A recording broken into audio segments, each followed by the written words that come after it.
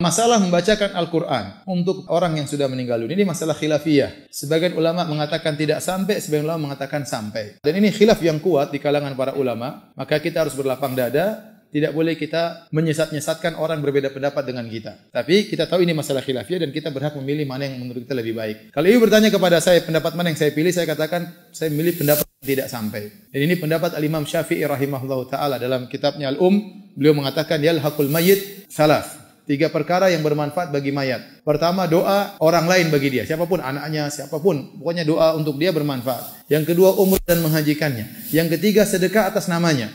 Saya misalnya, saya sedekah atas nama teman saya. Teman saya sudah meninggal, berpahala. Ini kawan dekat saya. Misalnya saya bersedekah 1 juta, niatnya pahala untuk kawan saya, sampai. Meskipun kawan saya.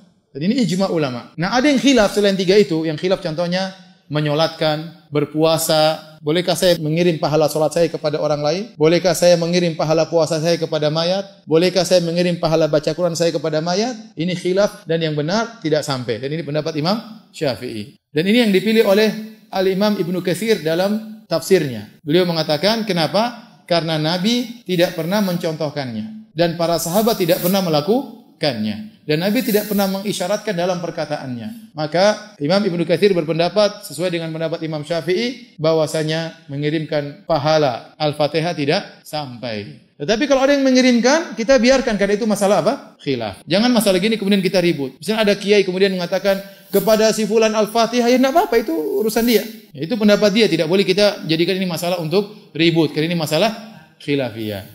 Tapi kalau ibu tanya sama saya milih pendapat Imam siapa? Syafi'i dan Imam Ibnu Katsir bahwasanya tidak sampai. Dan saya anjurkan lebih baik kita melakukan yang disepakati oleh para ulama. Contohnya sedekah, contohnya mendoakan. Anak yang soleh sering mendoakan kedua orang tuanya. Contohnya ibu-ibu undang orang miskin makan, niatnya ya Allah ini pahala sedekah makan saya untuk orang tua saya. Sampai.